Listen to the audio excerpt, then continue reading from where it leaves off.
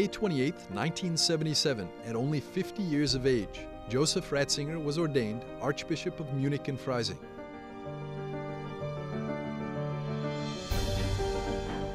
One month later, Pope Paul VI made him a cardinal. This was how a new stage in his ministry started that would last the rest of his life.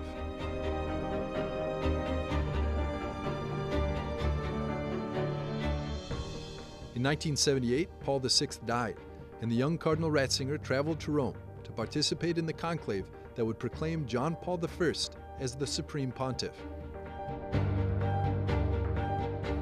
33 days after his election, the Pope died, and the cardinal electors returned to Rome. This time, the Assembly of Cardinals surprised the world with a non-Italian Pope, Cardinal Karol Wojtyła, Archbishop of Krakow. On October 16, 1978, the Church and the entire world welcomed a Polish Pope, John Paul II. But the esteem and respect between the Archbishop of Krakow and the Archbishop of Munich and Freising had begun to grow much earlier. Since the Second Vatican Council, both had heard of the other, and they met thanks to their respective writings and publications. Between them, there was already a reciprocal admiration, both at the intellectual and the theological levels. And it's precisely thanks to this esteem that Pope John Paul II wished to have him at his side in Rome.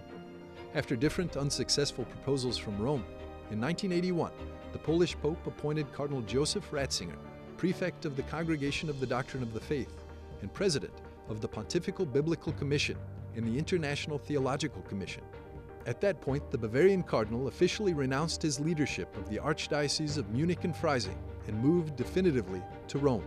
From this moment, a deep friendship started between them. For the next 24 years as prefect of the Congregation of the Doctrine of the Faith, Cardinal Ratzinger worked tirelessly on the elaboration and distribution of doctrinal documents. In 1986, John Paul II appointed him president of the commission that would be tasked with the writing of the Catechism of the Universal Church, and in 2002, he was named Dean of the Cardinals' College.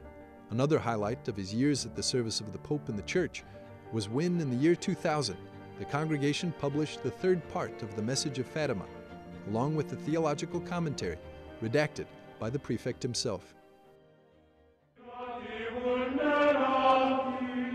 Finally, in 2005, just days before the death of John Paul II, Cardinal Ratzinger wrote the meditations that accompanied the Stations of the Cross at the Colosseum, within which the guardian of doctrine denounced the sins of the Church before the entire world, inviting repentance and penance.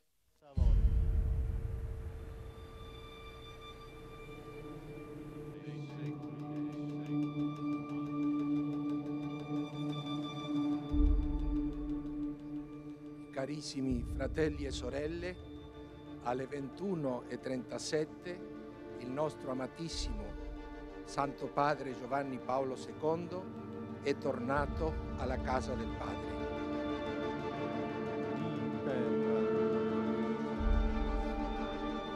On April 2, 2005, John Paul II died.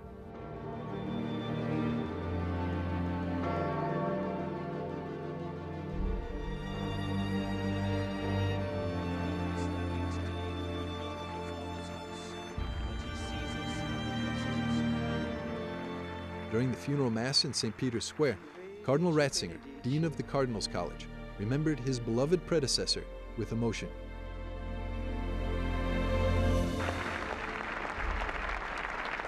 Possiamo essere sicuri che il nostro amato Papa sta adesso alla finestra della casa del Padre, ci vede e ci benedice. Sì, ci benedica, Santo Padre.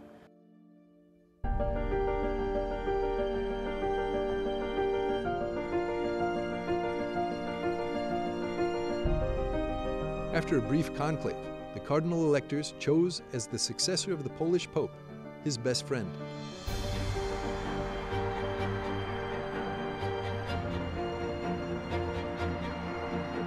Cardinal Josef Ratzinger, who then became the 265th Pontiff of the Church of Rome, taking the name Benedict XVI.